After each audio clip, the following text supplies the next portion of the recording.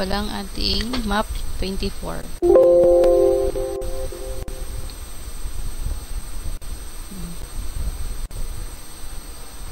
Most of you guys nagkakaproblema dito sa deadlock. So, paano natin siya kukunin? First, meron tayo ulit ways. Capture natin ang buo. So,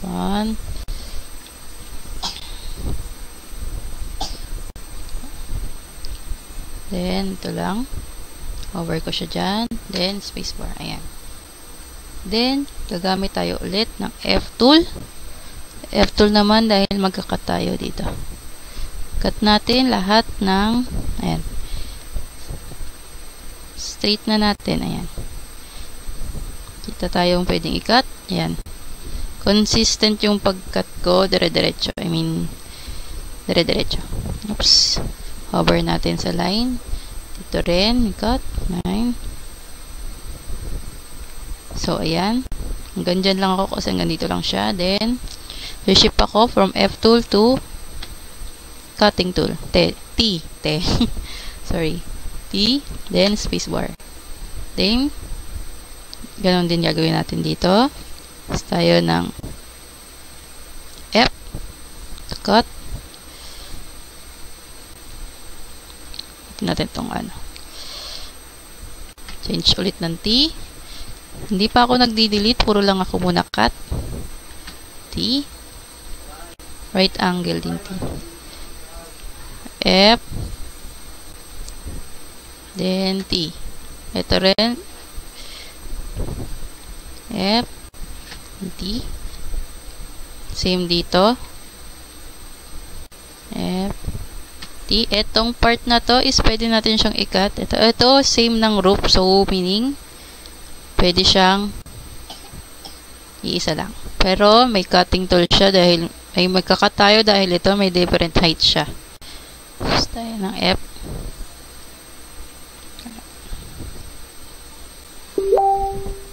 Then, shift tayo ng T. Ayan. Then, yung iba nagkakat din dito. So, sige, cut natin. Dahil may different naman sila. Ayan. Then, next natin gagawin is, ayan. Pwede tayo mag-click ng tilde para makita natin. Ayan, tilde. So, ito lahat ng nilabel natin. Meaning, lahat ng ito, meron pang kasamang ground part. Ayan. So, pwede natin i-select yan. Select. Then, press natin yung ating erase tool or delete tool. Yung B. Baboy. Ayan. So, kita nyo, natanggal na. Tilde is ito yung nasa ilalim ng ating escape button, tabi ng ating number 1 button. Yung may wave dyan. Yan yung tilde. Okay. Then ito, meron tayong sobrang part. Bawasan lang natin. Ito, meron tayong kulang. Bawasan lang natin. Ito, sobra. Bawasan natin. Then ito, meron pa tayong ground part. And hindi pa natin siya nakakat. So, gamit ulit tayo ng F-tool. Cut. Sama na natin yung dito. Yan. Yan. Then, ito may ground part. Pwede na lang tayo mag-drag sa baba. Then, ito is delete. Ito pa, meron pa tayong ground. So, gamit lang tayo ng F. Then, delete. Or, pwede rin tayong gumamit dito ng ating repair tool, Z. Yan. So, cut na siya. Then, ito may sobra tayo. Bawasan. Then, sobra, bawasan. And, ito na yung ito. Kakat pa tayo dito dahil meron pa siyang different color. Yan, ito. Ganito. Cut. Then, dito tayo. Ayan. Magko-control T ako para mapakita sa inyo yung error na sinasabi ko. Pero, tapusin muna natin. Cut.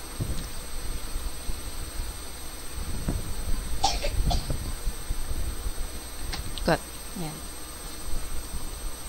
Diba maganda siya tignan kasi naka-right angle lahat. Pati yung cutting natin. So, magko-control T na ako para lumabas yung error na sinasabi ko. Ayan. Deadlock. Ang deadlock niya, click natin yung error. Ayan. So, dalawa yan. Meaning, ayan. Kaya siya nagkakaroon ng error na deadlock kasi, ayan, pansin nyo, lahat ng ito is may kanya-kanyang labasan. Ito may ground dito, ground. Ito rin, may ground dito sa labas, kaya di siya nag-error. Pero ito, ayan, pansin nyo, napapaloob siya sa mga label sa labas. So, meaning, ayon kay system, wala siyang labasan. Deadlock. Sabihin, nakukulong siya sa loob ng mga label. So, kailangan natin gawa ng, sabihin natin kay system na meron siyang labasan. Paano natin gagawin yon? Simply, select all, then group. Then, try natin ulit mag-Control T. Ayan, wala na.